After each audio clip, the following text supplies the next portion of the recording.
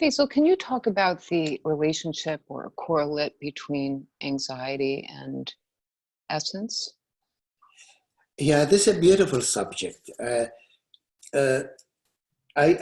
we talked about it before, and I hope I can just mention it as an invitation, as an invocation that um, there is a whole immense field that has not been developed or explored or brought forth, which is the relationship between essence, the essential states, the different energies, and the different, not just psychological issues and physical ailments, the whole field of healing, and there are so many things, to be brought in. It's not all just about psychological issues and mother and father and self, the Holy Trinity repeating itself again, and we just spin in one issue or another. There is also, what is essence? What does it do? And how could we access it and utilize it in different fields of healings, physical, spiritual, psychological, which we do partially in our work, but there is, I feel, a whole wide range. And I pray for the listeners, whether in our work or in any other work, to put on their diamond body hat, to ride their diamond body horse, they are a four, or their diamond body elephant, and walk the walk of finding the dimensions of healing and what essence can do. And I will give a little bit examples as an inspiration, but not as a limitation. It's a vast invitation, I wish I had time to really have done more about it, but I was limited, There are so many ailments we suffer from, and some of them is due to blockage of one aspect or another, For example, sometimes we experience fear of life, and we don't know why we're so afraid, and there is anxiety in our system, about coming out and being alive and doing things, and then we deal with the psychological issues about it, and sometimes it works, sometimes we, diminish some of these anxieties and we function better, and sometimes it remains with a lot of residues and a lot of limitation, So one way to look at the subject is that, for example, if we take just the package of anxieties, let's say there are anxieties, not just one lump, and we are suffering from anxiety. There may be a variety of anxieties. I'll mention a couple, here and there, and see what they mean. One anxiety, for example, is we call separation anxiety. Separation anxiety has to do with certain feeling of courage in the person, as I was mentioning, to go out in life, to venture, to go hiking, to go to work, to fall in love, to really have the spirit of adventure and, a little bit of zorba, Try something new. Sorry? Try something new. Try something new. I mean, really just move on and come to life, the courage to live. And usually this courage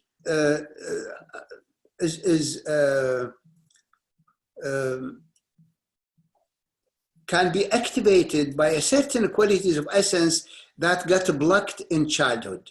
In childhood, in a certain age, I think the age of 1.5, 2, the separation subphase, the baby begin to crawl, begin to walk away. The baby emerges from the state of just melting in mom's lap and breastfeeding and cooing and sweet goldenness and happiness, to a stage in which it wanna venture, it wanna come out. It starts crawling, it starts walking, it starts going around, and always the baby looks around that mom is okay, and after some time it even forgets mom. And I remember when my son was on that, we had to put him in a leash when we went out traveling, because he was just a fireball, energy was kicking in his system, and he would go. He would not even, remember mom and dad. He would not It's childhood blossoming, like Krishna energy, aliveness and adventure and courage and not knowing any danger. If this stage is encouraged, is allowed, is supervised by the mother and the parent, then the child will go through this separation from mother, from merging and melting with mother, to a stage of adventure and courage. If that is encouraged, a certain kind of energy kicks in the system, different from the energy of melting and cuddling with mom. Okay. Melting and cuddling with mom is an energy we call golden essence. It's something beautiful, sweet, liquid, runs in the system, melts the system. And it's so beautiful sometimes, especially for us adults, when we are so wind up and we just want to unwind, and then some people go drink alcohol or take marijuana, or they're trying to get to this melting state. And this melting state, this merge state, is really a quality of essence. And for a seer, feeler, it tastes and feels and looks like gold, and it does the discharge of the nervous system. But this quality of courage, it's the opposite. It winds up, it builds up the energy in the system. The child cannot sit in mother's lap. It want to run. It want to walk. It want to go explore the world. This energy has a certain characteristic. It has heat kicking in the body. It has vitality. It has warmth, heat. It has potency. It has abundance of energy that build up the charge. The gold discharges, this quality builds up the charge. This quality for a seer and for, in our work, we call it red essence. Oh, okay. And this red essence is stored often in the liver, in the right side, and in the perineum, in the lowest center between the anus and the genital area. There is a center there.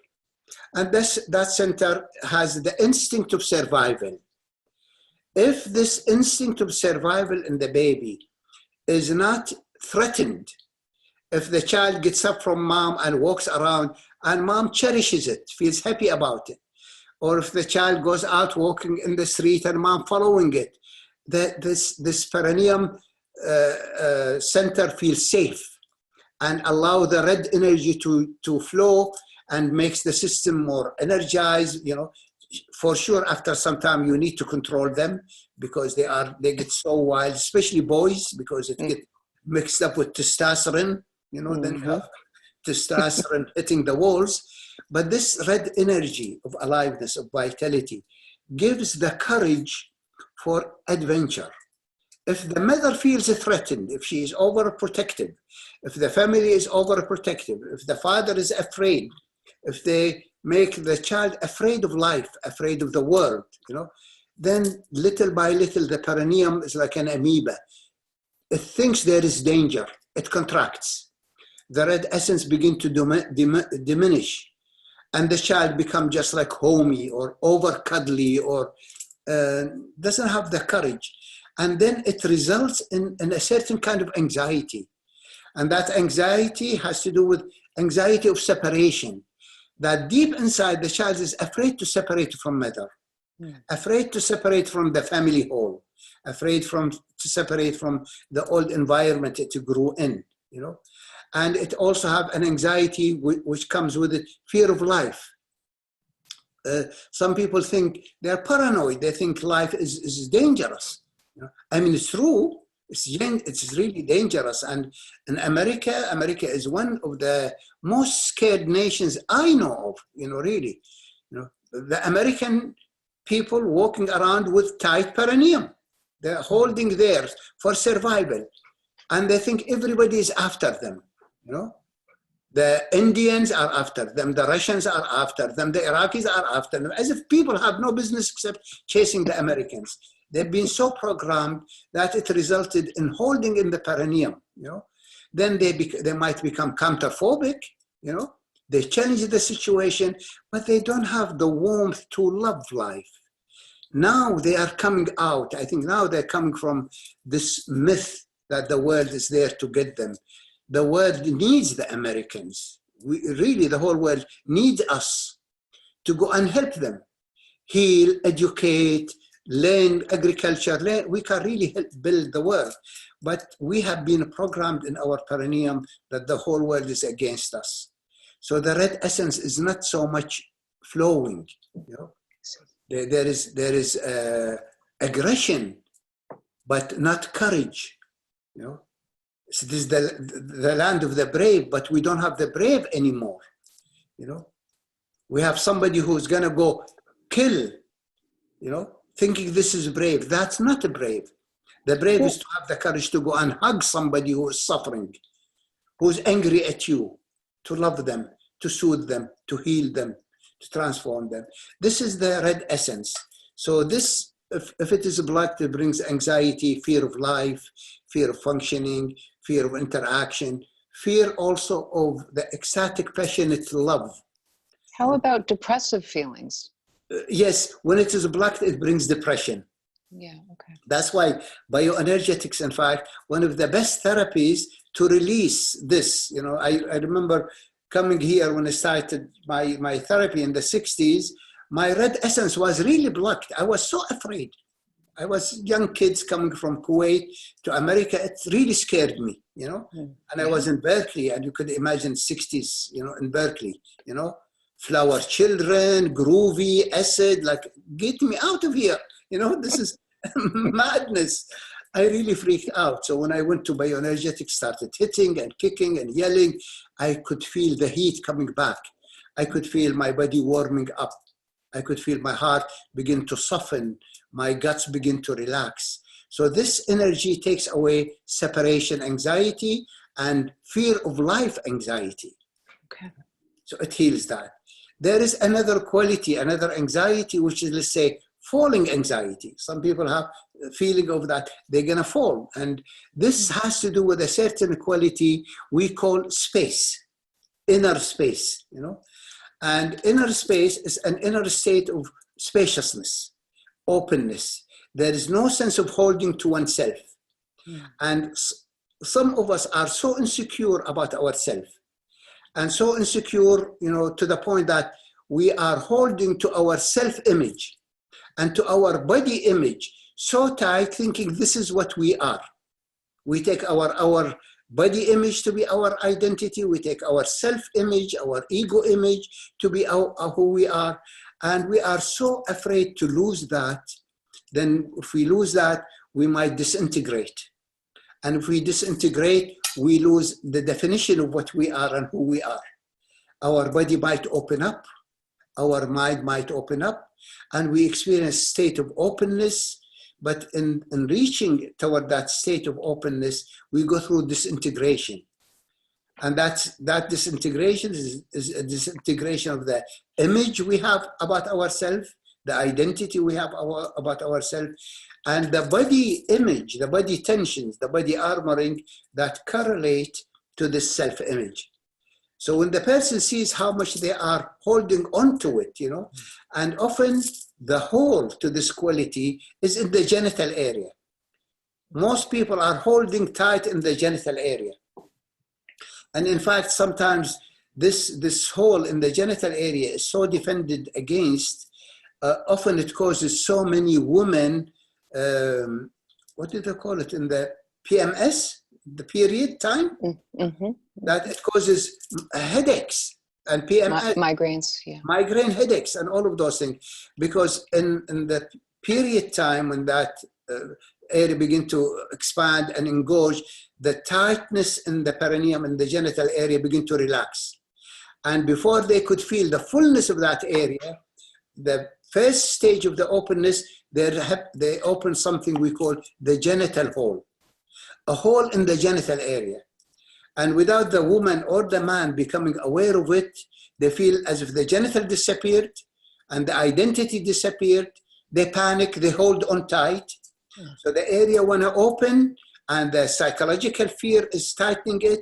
The result is that the spinal cord is held, shrunk, and it causes contracted and causes migraine headache, you know. And really, I worked with many women who had that. And when they discover that as the period comes, the genital area is opening, and the genital area, it feels like a hole. And the hole is filled with self-images, negative self-images, positive self-images, like ghosts in a closet. And then when they let go of it, it felt as if the whole genital area felt spacious and light, and felt their body begin to open up and feel spacious and light. And the migraine headaches disappeared. That's Sometimes. fascinating, Faisal. That is a new articulation. Yeah, it's really very fascinating. That's what I mean. There's a whole field opening up, you know, separation anxiety, falling anxiety. Can't remember, I had a few of them, you know, like that, you know. But so many of those things, that the resolution of death anxiety, for example. You know? Death, yes. Yeah. Many of us are afraid of dying. And you are only afraid of what you know. You can't be afraid of what you don't know. Think about it, you know? That's a koan. Yeah, really. If you're afraid of dying, it means you really think what dying is, whether consciously or unconsciously. And that's what you are afraid of. You don't know exactly what death is, you know? And since we all have died so many times now in this lifetime, I'm not talking about reincarnation, we have an association, our mind and our unconscious, that death is horrible. You know, death is really scary. How did we die? The child, the baby, when it's born, is a full living being. It's such richness, such a delicious, yummy entity, you know? And I always say, you know, like, have you noticed how we become cannibalists around babies? You know, yum, yum, yum. We kiss them and hug them and we want to eat them up. Why? Because their body is full of juices, full of substances, full of what we call essence, gold and pearl and diamond. It's delicious being. It's the most gorgeous there is of all creation. And as the baby grows up, going through the different stages of growth and the different difficulties and challenges, you know, they might lose this quality or that quality. Each time the baby, the child experiences the struggle around the loss of one quality or another. Let's say, for example, the quality of will, you know, at the age of the terrible two, what we call the terrible two, the age 2.5, 2, something like that. The baby's essence has moved from separation, red essence, and from gold, merging essence, you know, to a state we call white essence. You know, different quality kicks in the system. Okay. And this quality gives the baby a sense of will. I want my way. And it has to go my way. And they begin to assert my way. Then the battle of the bulge starts there. You know, you see it when you go, if you go to Toys R Us, you know, the battle between the two children. I don't know what to say. You know, the father and the mother on one side and the child on the other side over the toy. The child wants the toy. It's not going to leave till it gets the toy. And the mother screaming, you name it. This stage, this terrible two, is where this quality is really unfolding. And it's helping the child develop the consciousness, the ego part of structure, to know how to stand up for itself. And this stage needs negotiation. It doesn't need to crush the will of the child. Faisal, you're talking about white essence? White essence, yes. Also referred to as the white Latifa? Yeah, it's white. It's more than the white Latifa. Latifa is only one emanation of white essence. Okay. You know? So it has to do with the silver essence, the quality of white Latifa, personal will, but it also has to do with the white essence, platinum essence, citadel, all the qualities that give will. The child feel it can assert its own will, it can walk its own walk, you know, and of course it doesn't know the boundaries, it doesn't know the limit, it want to run the world its way, you know. So you have to really get like horns with it, but in a gentle give and take, negotiating way. Most of the time, children there will get broken at that stage.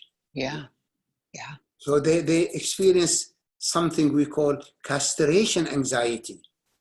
They stuck it out, they showed up, and they got cut off. You know, so with the will essence comes another anxiety. I just remembered, castration anxiety. The child want to assert its will, want to walk its walk, and the terrible too, and we demolish it, and we attack it, and we break it. So some children really get so defeated in that sense. Some children have a good balance. Some children become counterphobic and, you know, just always doing their will and creating messes in their life. They don't know how to negotiate in a grounded way, in a relaxed way.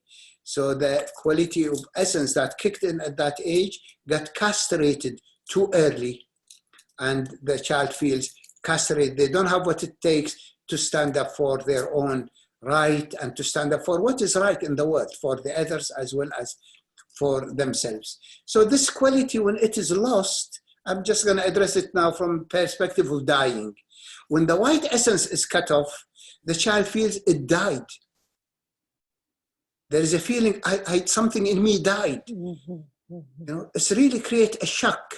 There, also, this when we study shock, there are so many shock layers around every loss of a quality of essence. This is for the people who are studying trauma work, that in every shock layer, there is around every quality of essence that's lost, there is a shock layer. So when you work with a client and going through different stages of shocks, be aware which quality they are shocked about. Is it golden essence they're shocked about? Is it white essence? Is it green? Is it gold? You know, all of those things. So each time the child loses a quality, it feels like a psychological death. It feels like an energetic death. And it produces what we call in psychology a death layer. The layer, the center that was producing white stopped. So energetically it feels dead. So we already know death. That's why we are afraid of death. It reminds us of those stages that we are afraid of death. But real death, we don't know. It could be entry into the light. It could be the end. It could be falling in hell. I don't know. It could be bardo, you know. So then there is fear of dying, you know, anxiety about death that we all suffer from, you know. And it's been exploited by politicians and all of those things, you know, like we have to survive. We have to do this and we have to fight for, you know, our rights. You know, it's playing on this theme, you know, this terror in the human being and fear of dying, which is really the core of the ego's fear of dying. When you look at this anxiety, fear of dying, you begin to discover that it's generated by mind and memories, you know, and that you really don't know dying. And when you allow yourself feeling this state of fear of dying and releasing it, you enter a certain state that's so peaceful, as if you go beyond the fear of dying.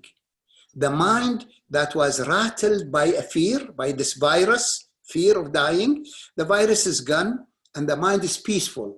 And that state of essence is a black essence. It opens the pituitary gland, the third eye.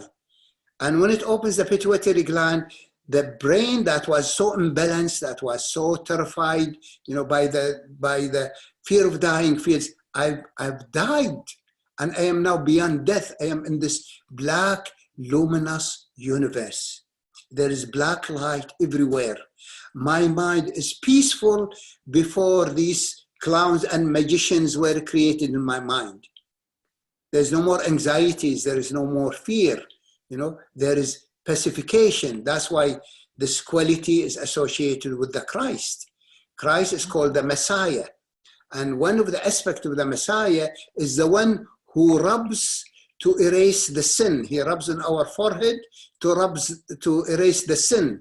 And what is the sin? Sin is separation from the peacefulness of being. So he erases this fear. Once that fear is, we feel how peaceful being is, that we are eternal. And if this body dies, I am still here. You know? So this, you know, this changes the imbalance in the pituitary gland. It heals, for example, a lot of the 8 in the Enneagram fixations. They are so imbalanced. 8s are willing to fight and kill for the sake of survival, you know? And they might even wage a holy war, you know, to kill the enemy because they want to save the victims, you know? Like, come on, you know? The enemy is as much of a victim as the victim, you know, like this is not the way to do it. So the 8 challenges death, goes beyond death, and because they are afraid to open the imbalance in the pituitary gland and to reach peace. And when the pituitary gland is opened, it regulates the glands and brings balance and harmony in the system. And instead of being afraid, instead of the system is ruled by a deep fear of dying, the system begin to feel the joy of living, the gift of having this short time in life, the grace of it, the gratitude for it, the beauty of it. And we shift from survivalists to life givers, live and let live, you know. So it heals so many anxieties that, you know, these essential state, each one of them can heal one anxiety or another, or one psychological illness or another, you know. Maybe another time we talk about some of those major psychological illness and how they are related to missing one quality of essence or another. You know? Yeah. So like the absolution of fear is the return to essence, is what you're saying. It's to being. Yeah. As long as I am not in being, I am like a fish out of the water. Maybe I am held by a hand of a fisherman. Maybe I am held by a hook. Maybe whatever is taking me out, it doesn't matter the anxiety, what's doing it. What matters basically, fundamentally, is that I am out of the ocean. Once I am returned to the ocean, there is peace. There is, I mean, such a restfulness in our soul, you know.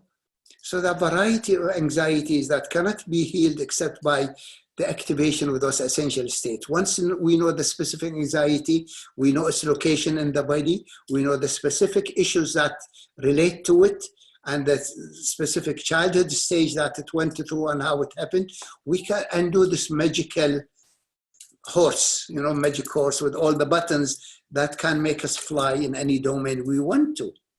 And that's the stupa, of course. Okay, well, I'm staying tuned for learning about all of these. Yes, there is so much. I wish I wrote them at one time. I discovered so many of them, you know. I rewrote them at one time, you know, and talking about all the friends. Karen used to be such a magnificent psychic, and I really prayed that she gets this, that she become the leader in this. She goes into this field and tie all of those things. But then she went into another field, you know. But I know there are many psychics there and there are many healers there. Please tune into essence. Essence is the healer. Bring differentiating wisdom, the quality, what is needed, that the anxieties are not all the same, phobias are not all the same, traumas are not all the same. There are a variety of them that we can differentiate and we can access the healing agent for them. And of course, the ultimate healer is being itself, you know. But we can skillfully block different aspects of it. Being might be here, but we might block love or intelligence because we have issues with it. Gosh, well, may we rest in being. Yeah, may we really rest in being. May we unfold in being. May we are like all fish, come back to the ocean, you know. And discover the beauty and the richness of this kingdom we are in. It's so beautiful, so majestic, you know. It's okay to transcend every now and then. It's okay to have a vacation, go to the absolute, fine. It's not enough. It's really not enough, you know, really.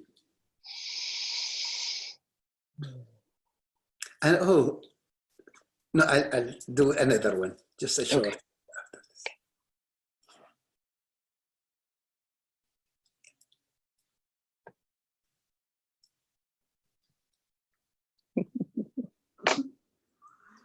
So great.